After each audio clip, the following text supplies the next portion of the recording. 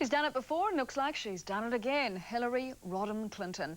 Just when the world was ready to judge her husband a philanderer and a fibber, not worthy of the presidency, Mrs. Clinton goes on telly, NBC's Today Show, to try to debunk it all. No one, she says, knows the president like she does. She loves and respects him just like her country.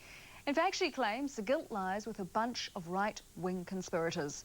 Did it work? Did America swallow the line? We'll talk to CBS correspondent Lee Cowan in the cold of Washington shortly. First, though, let's hear that compelling performance from Mrs. Clinton. I think the important thing now is to stand as firmly as I can and say that, you know, the president has denied these allegations on all counts unequivocally. And we'll see how this plays out. Did Evelyn Lieberman, the former deputy chief of staff, or any other White House staffers, Mrs. Clinton, ever come to you and say, we may have a problem with one of the interns at the White House, and mention Monica Lewinsky by name? No, that never happened. So these charges came as big a shock to you as anyone? And to my husband. I mean, you know, he woke me up Wednesday morning and said, you're not going to believe this, but. And I said, what is this? And so, yeah, it came as a very big surprise. When he said, but what? But I want to tell you what's in the newspapers. So if what you have heard is something you can believe, and if what the president has told the nation is the whole truth and nothing but the truth, right, then you'd have to agree that this is the worst and most damaging smear of the 20th century. Well, I don't know. There have been a lot of smears of the 20th century, but it's a pretty bad one. Well, just think about it, and this is what concerns me. This started out as an investigation of a failed land deal. I told everybody in 1992, we lost money. People said, it's not true. You know, they made money. They have money in a Swiss bank account. Well, it was true. It's taken years, but it was true. We get a politically motivated prosecutor who is allied with the right-wing opponents of my husband, who has literally spent 4 years looking at every telephone... $30 million. And more than that now, but looking at every telephone call we've made, every check we've ever written, scratching for dirt, intimidating witnesses, doing everything possible to try to make some accusation against my husband. The last time we visited a subject like this involving your family was 1992, and the name Jennifer Flowers was in the news. And you said at that time in an interview, a very famous quote, "I'm not some Tammy Wynette standing by my man."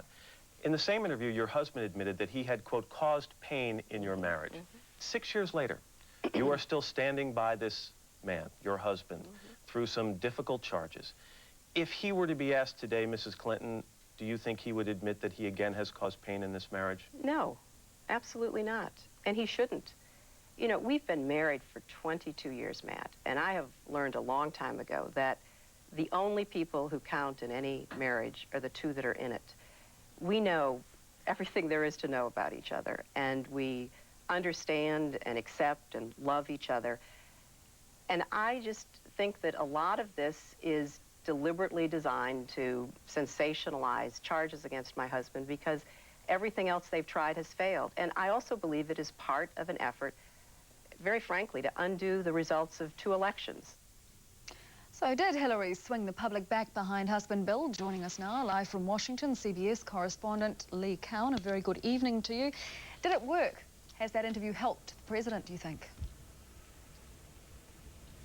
Well, I think it certainly showed that the First Lady is behind the president. I don't think, however, it really answered any questions in terms of what this relationship may have been, if there was a relationship at all with Monica Lewinsky.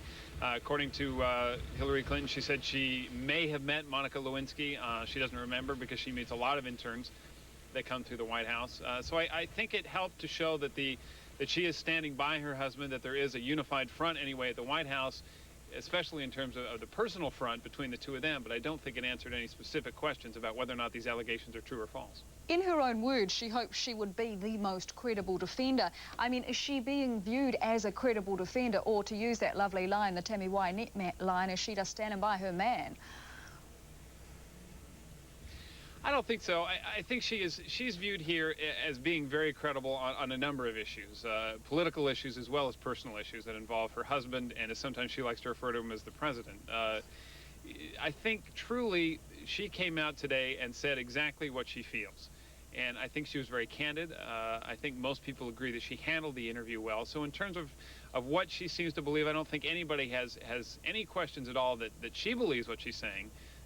There may be some questions about whether or not they believe the president is perhaps telling her the whole truth as well, but clearly she seems to be very, very credible in terms of what she thinks is the truth about this whole situation. She was very clear, pointing the finger to a right-wing conspiracy, she says, and she later challenged to the media, go out, dig the story. Is there any evidence emerging of a conspiracy? Well, apparently not, and even Lewinsky's attorney today said or an attorney, excuse me, for Paula Jones, one of the folks that is funding the Paula Jones defense, came out and said, look, if there's a conspiracy, then show us the evidence. If you clearly think that, and you're saying that as strongly as you are in that interview this morning, then show us the evidence of that. I think if there was anything that surprised people out of that interview, it was that challenge to journalists to go out and find this conspiracy theory. It's certainly nothing new. Kenneth Starr has been on this prosecution now for a long, long time, spent more than $30 million. This started out as an investigation of a failed land deal, and now all of a sudden we're investigating sexual improprieties with a 21-year-old intern.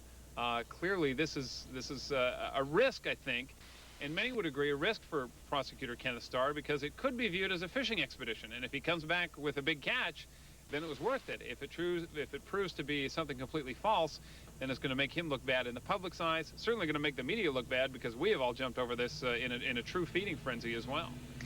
Looking at the President's State of the Nation address, of course, no mention of these latest allegations. What are the analysts saying? How did he do? Everyone seems to give him pretty high marks for tonight. This was a very careful speech. It was a very straightforward speech.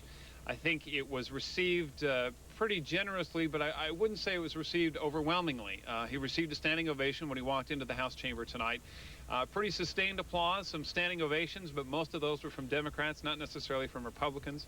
I think, the State of the Union address, Susan, is really one of these addresses that I think when people do applaud and cheer, it's almost more for the office of the presidency more than it is so much who's holding that office at the time. And I think that was truly the sense tonight. Let's get behind the president. Let's try to get whatever there is that he wants to get done on a legislative agenda if we can.